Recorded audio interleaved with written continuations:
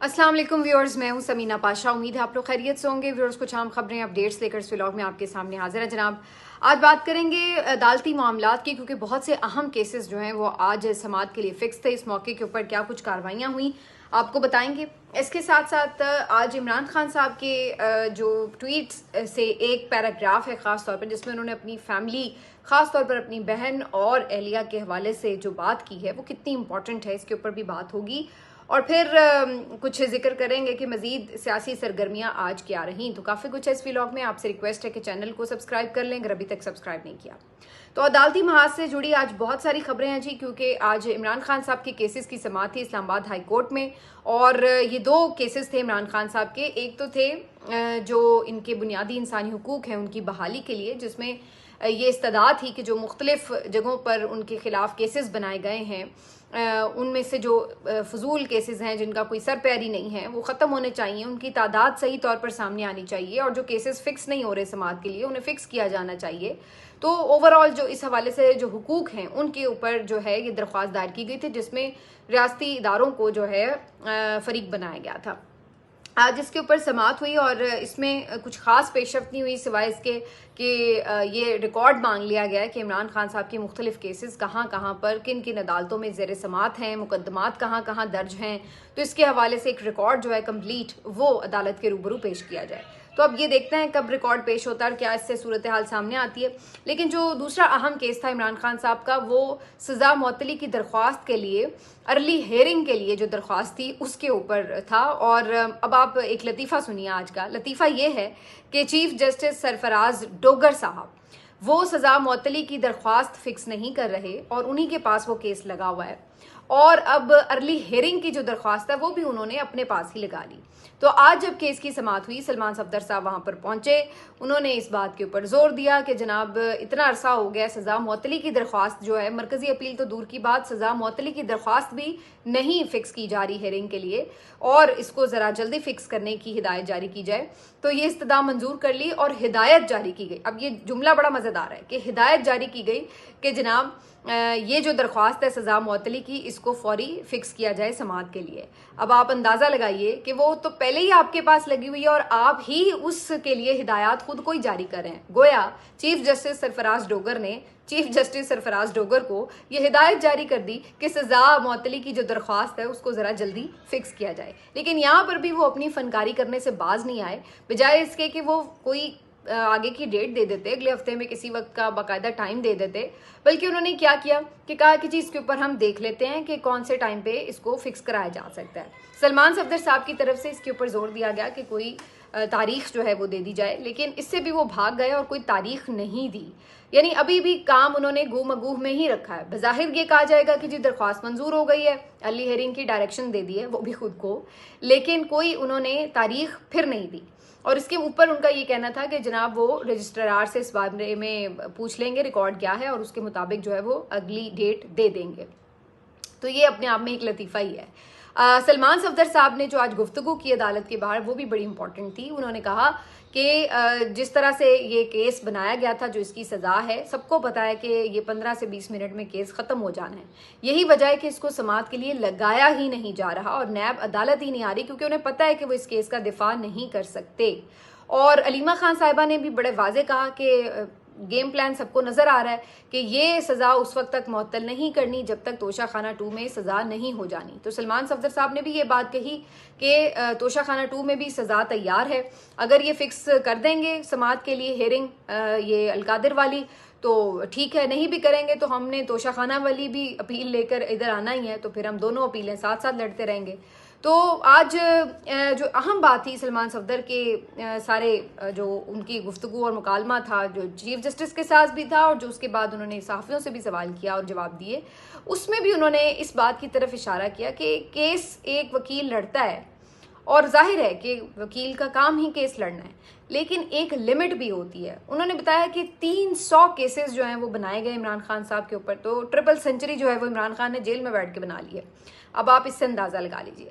अब अगर आप इसको लॉजिकली सोचें, प्रैक्टिकली सोचें, तो किसी भी वकील के लिए ये मुमकिन ही नहीं है कि वो 1-1.5 साल या मैक्सिमम 2 सालों में इतने केसेस लड़ ले, उनके ऊपर फैसले ले ले, या उनके ऊपर जमानतें करवा ले या बरीयत करवा ले। तो 300 केसेस एक ही शख्स के ऊपर कितना कोई जो वकील है वो लड़ सकता है, कितने केसेस लड़ सकता है। और फिर ये कोई आम अदालतें नहीं है जहाँ पे वो वकील जो है वो जाके केस लड़ रहा है। ये वो अदालतें हैं जो बैठी इसलिए हुई हैं कि उन्होंने वकीलों को ख्वार करना है, उनको इंसाफ फ्राहम नहीं करना। तो जब आप ऐसे सिस्टम के अंदर केस लड़ रहे हैं तो फिर वकीलों से कैसा गिला शिकवा, क्योंकि ये सवाल उनसे हुआ कि जी ये कहा जाता है कि कानूनी टीम की जो परफॉर्मेंस है वो ठीक नहीं है, या उनकी नाअहली है कि इमरान खान साहब अभी तक जेल में हैं, केसेस ख़त्म नहीं हो सके। तो इस पर उन्होंने कहा कि देखिए इमरान खान साहब के केसेस वैसे भी बड़े मुश्किल हैं, क्योंकि उनका मसला ये नहीं है कि वो केसेस जेन्युइन हैं, वो सबको पता है कि सियासी केसेस हैं। तो उनका सिर्फ हमने अदालत में सिर्फ उनका केस नहीं लड़ना, हम तो लड़ ही रहे हैं, लेकिन उसके लिए जाहिर है कि और बहुत सारे मुहर्रिकात हैं, और अदालतें भी कोई इतनी इंसाफ के लिए तैयार तो बैठी नज़र नहीं आ रही। वो सबको पता है कि अदालतें किस तरह से चल रही हैं। तो उनकी अपनी जगह बात 100% दुरुस्त है। और फिर भी उन्होंने कहा कि हमने फिर भी आप समझ लें कि 299 केसेस में फैसले ले लिए हैं। अब सिर्फ इस वक्त एक अलकादिर का केस है जिसके ऊपर इमरान खान साहब को सजा हुई है। अगर वो केस अगले हफ्ते पीर वाले दिन, मंगल वाले दिन, किसी भी दिन फिक्स हो जाता है समाअत के लिए, तो सलमान सफदर साहब इस बात के लिए बिल्कुल पुर यकीन है कि उसी दिन उनकी जमानत हो जाएगी इस केस में। तो उन्होंने वाज़ेह तौर पर कहा कि जानबूझ के इसीलिए वो केस लगाया नहीं जा रहा, तैयारी यही है कि तोशा खाना में पहले सजा हो जाए, उसके बाद वो केस लगाया जाए, क्योंकि उस केस ने टिकना बहरहाल नहीं है। चाहे जितनी मर्जी अदालतें ख़राब हों, लेकिन कुछ जगह पे आकर उनकी भी बस हो जाती है, वहाँ पे मज़ीद वो खुली अदालत में उस तरीके से इंसाफ फराहम करने पे मजबूर हो भी जाती हैं। तो ये सलमान सफदर साहब की सारी गुफ्तगू थी, और इसमें उन्होंने ये भी वाज़ेह किया कि इमरान खान साहब या बुशरा बीबी साहिबा के लिए मेडिकल ग्राउंड के ऊपर किसी भी केस में ज़मानत की दरख्वास्त नहीं की गई, और ये उनकी सख्त हिदायत थी कि बीमारी या कोई और चीज़ का ऐसे कोई भी जवाज बनाकर ना तो ज़मानत मांगी जाए, ना किसी किस्म की फेवर ली जाए, और सिर्फ मेरिट के ऊपर जो मुकदमात हैं उनको फारिग किया जाए, या उनके अंदर जो बरीयत है वो हासिल की जाए। तो ये उन्होंने वाज़ेह किया। तो अब ये सारी सूरत हाल है। हालांकि आज ये भी कोर्ट रिपोर्टर्स बता रहे थे कि इसी केस में यानी तोशा खाना 2 में बरीयत के लिए दरख्वास्त कब से दायर की हुई है, पूरा ट्रायल गुजर गया, लेकिन वो दरख्वास्त समाअत के लिए फिक्स ही नहीं हुई। अब हालत ये है कि वो जो ट्रायल है वो बिल्कुल कंप्लीशन के मराहिल में है, और उसमें सजा ये सुना देंगे, लेकिन उसकी बरीयत की जो दरख्वास्त इस्लामाबाद हाई कोर्ट में दायर की गई थी उसको कभी सुना ही नहीं गया। तो इससे आप अंदाज़ा लगा लें कि ये जो chief justice Islamabad high court लाए गए हैं चुन चुन के, इनका हाल क्या है कि ये लाए ही इसलिए गए हैं कि इन्होंने इंसाफ फराहम नहीं करना, इन्होंने केस लगाना ही नहीं है। गलत या सही फैसला वो तो बाद की बात है, केस ही ना लगाओ ताकि वो मामला लटका रहे और बंदा जेल के अंदर पड़ा रहे। ये इनको टास्क दिया गया था बज़ाहिर, और ये वो टास्क पूरा करते हुए नजर भी आ रहे हैं। लेकिन इनकी कारकर्दगी सिर्फ यहाँ तक मौकूफ नहीं है। इनकी कारकर्दगी के तो आज अगर आप कारनामे सुने तो आप हैरान ही हो जाएंगे, नाकाबिल यकीन हद तक। क्योंकि आज एक केस था जिसमें ईमान मजारी साहिबा जो हैं वो उनके रूबरू पेश हुई। तो उस केस में आज चीफ जस्टिस डोगर साहब ने जिस अंदाज से उनके साथ कलाम किया और जो उनके साथ तर्ज तखातुब था उनका, अगर वो आप सुने तो आप यकीन ही नहीं कर सकते कि किसी जज के ये अल्फाज हो सकते हैं। यानी जो जज इस किस्म के अल्फाज एक खातून वकील के साथ इस्तेमाल करेगा, क्या वो जज किसी भी तरह इंसाफ फराहम कर सकता है? क्योंकि ये जज साहब फरमाते हैं, बाकायदा धमकाते हैं ईमान मजारी साहिबा को कि जी आपने मुझे डिक्टेटर कहा, तो उन्होंने कहा कि मैंने जो भी कहा मैंने अपना आईनी हक इस्तेमाल किया।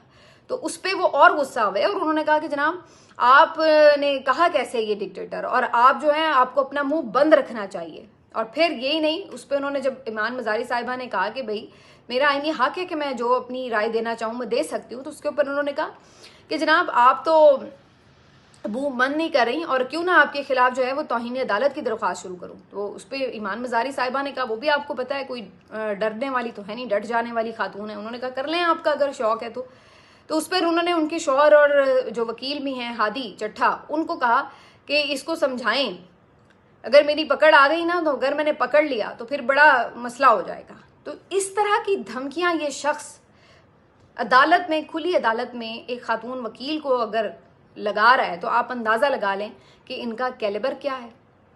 और क्या इस जैसे जज के लिए कोई सोच सकता है कि ये इंसाफ फराहम कर सकता है, जो एक वकील के लिए इतना बोझ रखता है कि उसको डांट डपट इस तरीके से कर रहा है और उसको धमकियां लगा रहा है कि तुमने मुझे ये कहा वो कहा, उसके लिए एक ज़ाती बोझ रखता है, तो वो क्या इंसाफ फराहम करेगा कभी भी वकील जो है वो सामने आए। लेकिन बात यह है कि इसी किस्म के लोग, यही ज़बान इस्तेमाल करने वाले, यही मेंटालिटी वाले जो लोग हैं, इस रजीम को बहुत पसंद है। यही इनकी कारगुजारी है कि जिसकी वजह से इनको लाहौर हाई कोर्ट से स्पेशली 15वें 16वें नंबर से उठाकर यहाँ चुन के जड़ा गया और उनको चीफ जस्टिस भी बनाया गया और उसके लिए तमाम तरमीमें भी की गई ताकि इनको किसी तरह की कोई रुकावट ना रहे कानूनी। और उसके बाद पूरा माहौल इनके लिए सेट किया जा रहा है। आगे तो हम ये तक भी सुन रहे हैं कि अभी भी जो यहाँ पे आज़ाद मंश जजेस मौजूद है इस्लामाबाद हाई कोर्ट में, जो इनको बिल्कुल कोई रिस्पेक्ट देने के लिए तैयार नहीं है, तो उनका भी बंदोबस्त करने के लिए कोशिश की जा रही है कि जनाब इनको भी फारिग किया जाए। इसमें जस्टिस तारिक महमूद जहांगीरी साहब, जिनकी वो जाली डिग्री का मामला पहले भी उठा था, उनके बारे में भी खबर आ रही है कि जी उनका केस भी दोबारा हेयरिंग के लिए फिक्स होने वाला है, जिसमें इस बात का इम्कान है कि उनको या तो दोबारा से दबाया जाएगा या निकाला जाएगा। कोशिश की जाएगी कि किसी भी तरह उनको प्रेशर में रखा जाए ताकि ये जो मोहतरम चीफ जस्टिस साहब स्पेशली इंपोर्ट किए गए हैं लाहौर हाई कोर्ट से, इनको कोई प्रॉब्लम ना हो सके। और बाकी भी जो जजेस हैं उनके ऊपर काफ़ी कार्रवाइयाँ करने की खबरें आ रही हैं कि जी उन्हें ट्रांसफ़र कर दिया जाएगा, उनके साथ ये हो जाएगा वो हो जाएगा। तो जो हीरे और चुने हुए जजेस हैं, ये इस मेंटालिटी के जजेस जो कि इस तरह खुलेआम इस तरह के अल्फाज इस्तेमाल करते हैं, उनको किसी किस्म की प्रॉब्लम पेश ना आए अपने अदालती उमूर चलाने में, जो कि उन्होंने चलाने ही नहीं, क्योंकि उनको तो टास्क ये शायद दिया गया कि आपने केस फिक्स ही नहीं करने, तो उनके लिए इस तरह के इंतजाम हो रहे हैं। तो ये हकीकत है इस रजीम की। दूसरी तरफ इसी तरह का जो मामला है वो सुप्रीम कोर्ट में भी है। वहाँ पे भी चीफ जस्टिस याया अफरीदी साहब को लाया गया था। वो भी माशाल्लाह जिस अंदाज से कोर्ट चला रहे हैं वो सबको पता है, और उनके अपने जो दोस्त थे, उनके साथ इतने अरसे से काम करने वाले जो साथी जज थे, वो आज बेचारे खुलेआम खतूत लिखने के ऊपर जो है वो मजबूर हो चुके हैं। और जस्टिस मंसूर अली शाह साहब, जिनका हक खाया है चीफ जस्टिस याया अफरीदी ने, क्योंकि चीफ जस्टिस तो मंसूर अली शाह साहब ने बनना था और ये आके वहाँ पे बराजमान हो गए कुर्सी के ऊपर एक गैर आइनी तरमीम के नतीजे में, और उसके बाद इनको कोई नदामत भी नहीं है अपने इस अमल पर। तो उसके बाद भी चले आप बैठ ही गए हैं तो कम अज़ कम अपना रवैया ही दुरुस्त रख लें। इनका हाल ये है कि ये अब बिल्कुल अखलाकियात और जो आपकी दोस्ती और कोई आपका अदब लिहाज होता है, कोई मुरव्वत होती है आपस में जान पहचान की, तो आप उसकी वजह से कुछ लिहाज कर रहे होते हैं, लेकिन ये किसी सूरत भी किसी तरह का कोई आप कह लें कि ख्याल रखने के लिए, मलहूज़े खातिर रखने के लिए किसी ख्याल को तैयार नज़र नहीं आते। अब ये छोटी छोटी हरकतों पे उतर आए हैं, यानी कि जी छुट्टी बंद कर दो, ये तंग कर लो, उस जज को उस मीटिंग में नहीं बिठाना, उस जगह पे उसको केस नहीं देना, और इस तरह की हरकतें। अभी येल यूनिवर्सिटी जो है ये हमेशा तकरीबन पिछले 4-5 साल से मंसूर अली शाह साहब को खिताब के लिए बुलाती है और वो जाया करते हैं वहाँ पे खिताब के लिए एनुअली। तो इस दफ़ा भी उनकी इनविटेशन आई हुई है और इन्होंने जनाब जब छुट्टी के लिए अप्लाई किया तो उनकी छुट्टी बंद कर दी चीफ जस्टिस याया अफरीदी ने, सिर्फ इसलिए कि जस्टिस मंसूर अली शाह साहब उस यूनिवर्सिटी में जाके खिताब ना कर सके। तो अब ये हरकतें हैं कि जानबूझ के दूसरे को जिच किया जाए, तंग किया जाए और अपनी अथॉरिटी जो है उसको जमाने की कोशिश की जाए कि देखें जी मैं तो ये कर सकता हूँ। तो ये बहुत ही मेरा ख्याल है कि हालांकि अगर वो जाके यूनिवर्सिटी में खिताब कर आएंगे, आपस की बात है, तो क्या फ़र्क पड़ जाएगा? कोई सिस्टम को ख़तरा हो जाएगा या चीफ जस्टिस साहब की अपनी कुर्सी की लरजने लगेगी? क्या हो जाएगा? कुछ भी नहीं होगा, वो अपनी खिताब करके आ जाएंगे। लेकिन नहीं, असल मकसद क्या है? असल मकसद ये कि उनको जिच करना है, उनको तंग करना है, उनको परेशान करना है, ये तमाम हरकतें करनी है ताकि वो तंग आके रिज़ाइन कर जाएँ। और आज़ाद मंच जजेस जो रिज़ाइन नहीं कर रहे, चाहे वो हाई कोर्ट के हों चाहे सुप्रीम कोर्ट के हों, वो इनको इसी वजह से बुरे लग रहे हैं कि ये जाते क्यों नहीं है, जान क्यों नहीं छोड़ रहे। इसलिए उनको जानबूझ के तंग किया जाता है, कॉर्नर किया जाता है, उनके खिलाफ इस तरह के ओछे हथकंडे आजमाए जाते हैं। लेकिन वो कहते हैं कि भाई ठीक है, अगर आप जो कर सकते हैं कर रहे हैं, तो हम भी फिर खड़े हुए हैं, जितनी हमसे हो सकेगी फ़ाइट हम भी खड़े रहेंगे अपने हक के लिए। तो ये सूरत हाल है। वैसे आपस की बात है कि इस सुप्रीम कोर्ट में और कौन है जिसको बुलाकर वहाँ पे वो खिताब करवा लें। मतलब मंसूर अली शाह साहब के बहुत से फैसलों पे, बहुत सी बातों पे बहुत से लोग इख्तलाफ कर सकते हैं, लेकिन ये बात तो अपनी जगह बिल्कुल जिसको कहा जाए है हकीकत है, जिसको सब मानेंगे कि जितने वो लर्नेड मैन हैं और जिस तरीके से उनके जो उनकी यानी एक कानून के ऊपर गिरफ्त है, उसके हवाले से कोई और जज उनके आसपास भी नहीं है। और ख़ास तौर पर अगर आप देखें कि ये जस्टिस अमीनुद्दीन साहब जिनको आईनी बेंच का सरबराह बनाया है, इनके बारे में तो कोर्ट रिपोर्टर्स बताते हैं कि इनसे तो एक पैराग्राफ नहीं इंग्लिश का लिखा जाता, इनकी काबिलियत तो ये है। तो वहाँ पर काबिल जजेस हों जैसे कि जस्टिस आयशा मलिक साहिबा, इनको भी मैंने एक दफ़ा सुना एक तकरीब में, बहुत अच्छी गुफ्तगू करती हैं ये भी। जस्टिस सतर मिनल्ला साहब हैं या जस्टिस मंसूर अली शाह साहब हैं, तो इनको तो इंटरनेशनली लोग रिकग्नाइज करते हैं और बुलाते हैं। जस्टिस बाबर सत्तार साहब हैं, ये वो जजेस हैं जिनको इंटरनेशनली लोग रिस्पेक्ट देते हैं। लेकिन हमारे मुल्क में चूंकि काबिल और लर्नड लोगों को सिर्फ और सिर्फ सजाएं मिलती हैं, उनको सिर्फ बेतौकीर किया जाता है, यही हम सिलसिला देख रहे हैं। तो वो भी बेचारे उसी नरगे में आए पड़े हैं। तो ये जो है वो सुप्रीम कोर्ट के मामलात इस वक्त चल रहे हैं।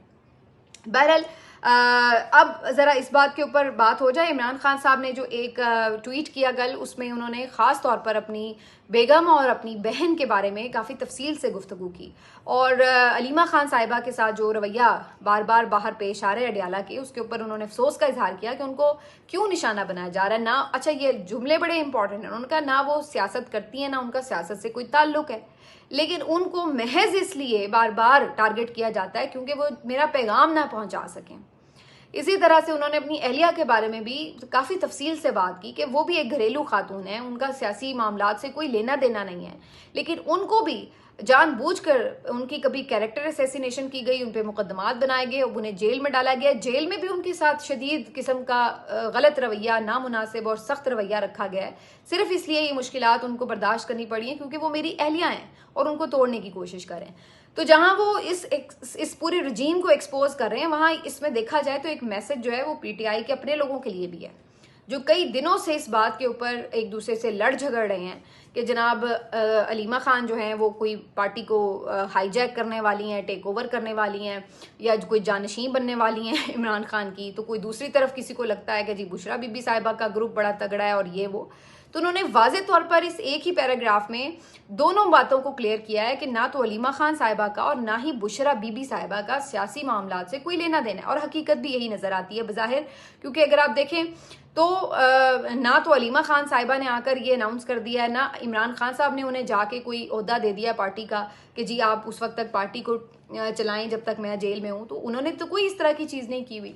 तो फिर बिला वजह की कयास सराइयों से ऐसी खवातीन जो कि अपने भाई के लिए या फिर अपने शौहर के लिए खड़ी हुई, उनको निशाना बनाया गया। अब मेरा ख्याल है कि थोड़ी सी शर्म पीटीआई के अपने लोगों को भी आनी चाहिए इस बात के ऊपर कि आप अंदाज़ा लगाएं। मैं नोटिस कर रही थी कि जो भी इमरान खान की रिहाई के लिए ज़्यादा सरगर्म होता है, ये लोग उसी को निशाने पर रख लेते हैं। जिन दिनों में चंद दिनों के लिए जब बुशरा बीबी साहिबा रिहा हुई और उन्होंने काफ़ी एक्टिवली इसके ऊपर काम शुरू किया कि इमरान खान साहब की रिहाई सियासी मामला थी, सिर्फ इमरान खान साहब की रिहाई की हद तक उन्होंने कुछ कहा कि भाई ये एक्टिविटी वगैरह जो हो रही है उसके ऊपर क्या चल रहा है, क्या मामलात हो रहे हैं। फिर उन्होंने लॉन्ग मार्च को जिस तरह से लीड किया, वहाँ पे वो आई, उसमें पार्टिसिपेट भी किया और लीड भी किया, खिताब भी किया। तो उस वक्त बहुत ज़्यादा मीडिया में भी एक वो बात शुरू हो गई और ख़ुद विद इन द पीटीआई भी ये बात शुरू हो गई कि जी बस पार्टी तो अब बुशरा बीबी साहिबा ने अपने हाथ में ले लिया। हालांकि वो बार बार कह रही थी कि मैं सिर्फ अपने शौहर की रिहाई की बात कर रही हूँ। बिल्कुल उसी तरह जैसे कुलसूम नवाज साहिबा ने नवाज शरीफ साहब के लिए एक तहरीक चलाई थी, तो क्या वो आके खुद कोई प्राइम मिनिस्टर बनना चाहती थी या वो कोई खुद PMLN की सदर बनना चाहती थी? नहीं, उनकी जिद्दोजहद सिर्फ उस हद तक थी कि जी उनके शौहर के साथ जो है वो अगर ये हो रहा है तो वो उसके लिए एक तहरीक चला रही। इसी तरह बुशरा बीबी साहिबा का भी मकसद जो था खुद प्राइम मिनिस्टर बनना तो नहीं था, वो तो इमरान खान की रिहाई के लिए कोई, लेकिन उनके अपने भी लोगों ने, इवन चले मीडिया या बाकी मुखालिफिन का तो ये काम होता ही है कि वो कंट्रोवर्शियल बातें करें, लेकिन अपने लोगों ने भी इसके ऊपर जो है वो तहफ़्फ़ुज़ात का इजहार कर दिया। और फिर बात वहीं नहीं रुकी, वो बेचारी दोबारा जब जेल में चली गई तो उसके बाद अलीमा खान साहिबा चूँकि पैगाम पहुंचाती हैं। अच्छा, इसके ऊपर भी आप ये याद रखिए कि ये मामला भी क्यों कर पेश आया कि अलीमा खान साहिबा को आके ये गुफ्तगू जो थी वो सारी इमरान खान साहब की पहुंचानी पड़ी, क्योंकि इससे पहले इमरान खान साहब के पार्टी के ही लोग आके बाहर गुफ्तगू करते थे। आपको याद होगा इमरान खान साहब के तर्जुमान जो भी जाते थे वही आके सारा ब्रीफ करते थे। कभी एक दौर में फैसल चौधरी साहब करते थे, उससे पहले इंतज़ार पंजोता साहब, फिर नियाजुल्लाह नियाजी साहब को भी जो है वो ये टास्क दिया गया। कभी कभी सलमान अकरम राजा साहब भी करते रहे, तो वो लोग किया करते थे। फिर बाद में ये खुद जब हाई कोर्ट से भी फैसले आए कि जी आप बाहर सियासी गुफ्तगू ना करें, ये वो इस तरह की चीज़ें हुई,